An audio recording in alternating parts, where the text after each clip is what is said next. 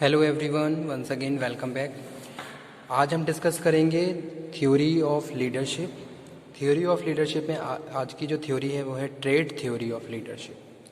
Okay, so let's cover trait theory of leadership is a very important and related to the certain qualities which a leader leaders have to possess to lead their employee and influence their behavior. Okay, secondly, regarding this theory we can say that if we want to influence to other person, so starting and firstly we have to acquire such kind of behavior and such kind of traits, and according to these traits we can easily influence the behavior of other persons. ठीक है, तो trade theory में भी यही बताया गया है कि भाई कुछ ऐसी ट्रेड्स होती हैं जो हमारे बिहेवियर को यूनिक बनाती हैं और उनके यूज से और उनके हिसाब अकॉर्डिंग टू दीज ट्रेड्स हम इजीली अपने लीडर्स, अपने फॉलोवर्स के बिहेवियर को इन्फ्लुएंस कर सकते हैं और उनको पॉजिटिवली लीड भी कर सकते हैं। ठीक है, तो ट्रेड थ्योरी में यही बताया गया है। According to this theory it is believe that leader possesses certain inborn special traits. ठीक है, the trait theory explain leadership in the terms of personal abilities, कि भाई कोई भी एक इंडिविजुअल कितना एबल है, किस तरीके से वो अपने फॉलोवर्स को लीड कर सकता है। ठीक है, so effective leader is supposed to possess certain abilities such as to probe other minds, to predict future event, to command predictable obedience etc. ठीक है, तो आपके अंदर कितनी एबिलिटी है कि आप दूसरों को लीड कर पा रहे हैं और उनके बिहेवियर को इन्फ्लुएंस कर पा रहे हैं, यही ट्रेड थ्योरी में बताया गया है। ठीक है, तो यहाँ पे मैं इसको लिख भी देता हूँ।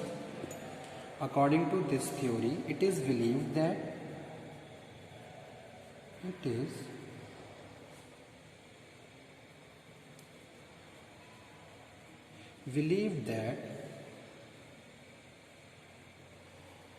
leader possesses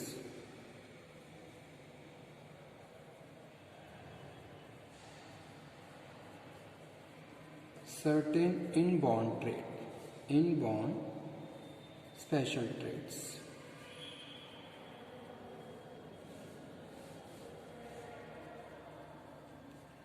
This theory explain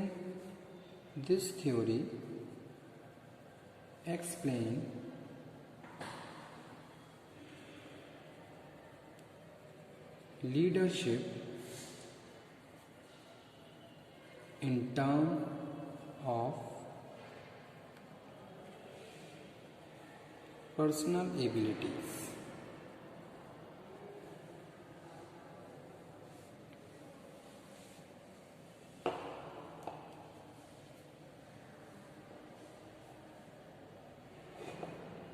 Okay,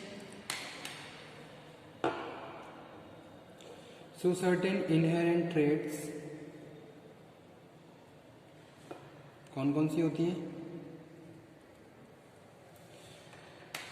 So few qualities are inherent, as we will discuss again, which are not enough for successful leadership. So many qualities are to be acquired. ठीक है, तो बहुत सारी अदर क्वालिटी भी चाहिए होती हैं, जैसे कि इनहेरेंट ट्रेट में हम बात कर रहे हैं physical features, intelligence,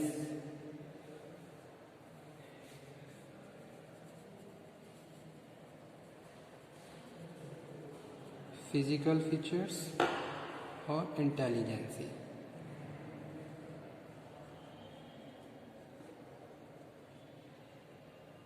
Okay, physical features of a man are determined by the heredity factor.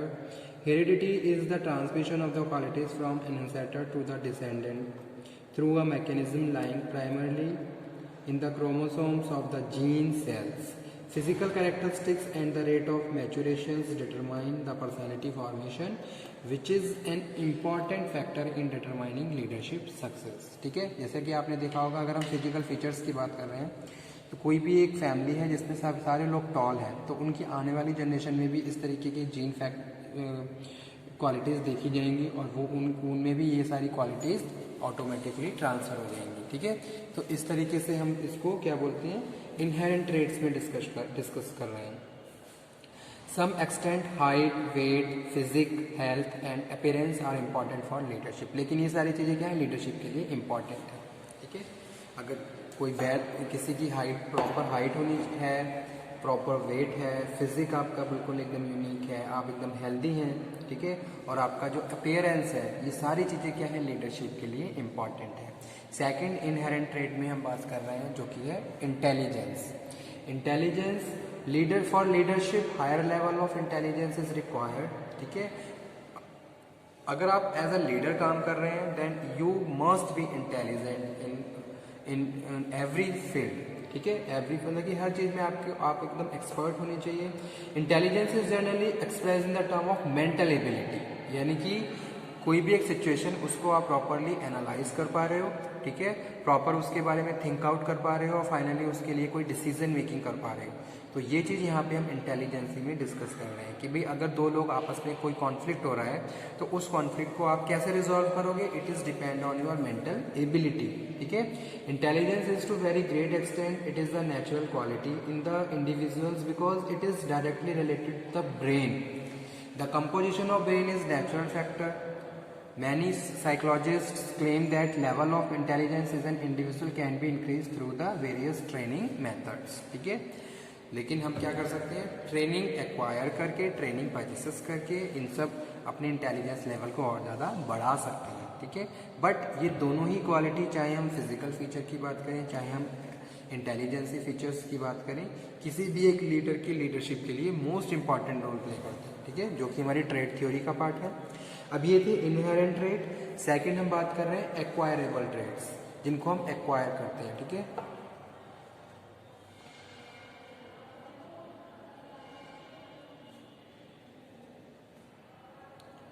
इसको हम क्वालिटीज बोल रहे हैं यहाँ पे। ठीक है, so acquirable qualities of leadership are those which can be acquired and increase through various process, जिनको हम एक्वायर और इंक्रीज कर सकते हैं। When child is born, he learn many of behavioral pattern through the socialization and identification process। ठीक है, तो हम सोसाइटी में, समाज में बहुत सारी चीज़ों को रह के सीखते हैं और वहाँ से बहुत सारी क्वालिटीज़ को एक्वायर करते हैं। Such behavior pattern are developed among the child as a various trait over a period of time। एक टाइम के बाद जैसे जैसे लाइफ की बहुत सारी स्टेजेस आती हैं, वहाँ से हमारे बिहेवियर में बहुत सारे चेंजेस आते हैं, क्योंकि हमने बहुत सारी चीज़ों को एक्वायर करके अपने बिहेवियर में शामिल किया होता है। ठीक है, तो हम बहुत सारी चीज़ों को लर्न करते हैं। Many of these traits can be increase, इनमें से कुछ ट्रेट हैं जिनको हम और ज़्यादा इंक्रीज कर सकते हैं। जैसे सबसे पहला क्या है, emotional stability. Emotional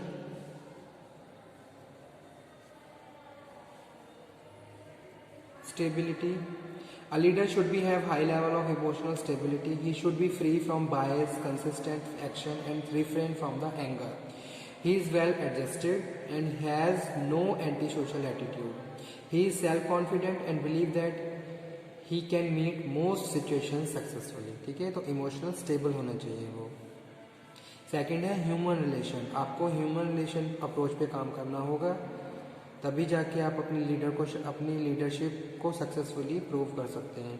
a successful leader should have adequate knowledge of human relations. तो इसके लिए उसके पास ह्यूमन रिलेशन से रिलेटेड नॉलेज भी होनी चाहिए। ठीक है, जैसे यहाँ पे हम बात कर रहे हैं the factor which are related to human being, that is psychology, या फिर हम बात कर रहे हैं personality, attitude, learning, motivation, leadership. इस तरीके की सारी बेसिक चीज़ें आपको पता होनी चाहिए ताकि आप उनको प्रॉपरली यूज़ करके अपने जो भी लीडरशिप है उसको बेटर प्रूव कर सकें। So how he should deal with the human being, since an important part of leadership job is to develop people and get their voluntary cooperation for achieving work। ठीक है, he should have intimate knowledge for people and their relationship। Third one है empathy. Empathy का मतलब होता है हमें followers के point of view से थिंकिंग करनी है। ठीक है, empathy relate to the observing the things और situation from the point of view the other point of view। The ability to look at the things objectively and understanding them from the other point of view an important aspect of successful leadership। okay, उसके बाद next जो quality है leadership की, मैं यहाँ पे लिख देता हूँ ताकि आपको इजीली विजिबल भी हो जाए। मोटिवेटिंग स्किल्स, एक लीडर के पास ये भी क्वालिटी होनी चाहिए कि किस तरीके से अपने फॉलोअर्स को मोटिवेट करना है, इंस्पायर करना है, उनके मोराल को और ज़्यादा बिल्डअप करना है। तो इस तरीके की क्वालिटी भी लीडर्स के पास होनी चाहिए। ठीक है, नेक्स्ट वन हम बात कर रहे हैं objectivity. Objectivity implies that what a leader does should be based on relevant fact and information। जो भी आप काम कर रहे हो उसके पीछे कोई ना कोई लॉजिक या उसके पीछे कोई ना कोई स्पेसिफिक रीजन होना चाहिए। ठीक है, तो वो यहाँ पे हम बात कर रहे हैं। He must assess these without any bias and prejudice। Okay, उसके बाद नेक्स्ट वन है टेक्निकल स्किल्स। टेक्निकल स्किल्स, ठीक है, the leading of people require definite principle which must understand and follow the greater success.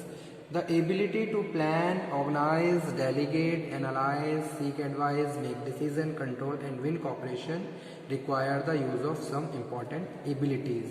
Competency, यानी कि आप technical और competent होनी चाहिए, और ये सारी चीज़ें कहीं ना कहीं आपके फॉलोवर्स को सपोर्ट करती हैं एट द पॉइंट जब भी उनको रिक्वायरमेंट होती है। उसके बाद नेक्स्ट जो है वो है communication. Communication play most important role in the leadership also. A successful leader know the how to communicate effectively. Communication has great force in getting the work acceptance from the receiver of the communication. A leader use communication skills fully for the persuasive information and stimulating people purpose. Okay, उसके बाद last है social skills. Social skills, ठीक है, a successful leader has social skills. He understand people and know their strength and weaknesses. लोगों को समझना, उनकी strength को रिकॉग्नाइज करना, उनकी वीकनेसेस को रिकॉग्नाइज करना। He has the ability to work with the people and conduct himself so that the gain of their confidence and loyalty। Okay, so these are the some kind of traits which a leader must be acquired, and this is the part of the trait theory of leadership। Okay student, thank you very much।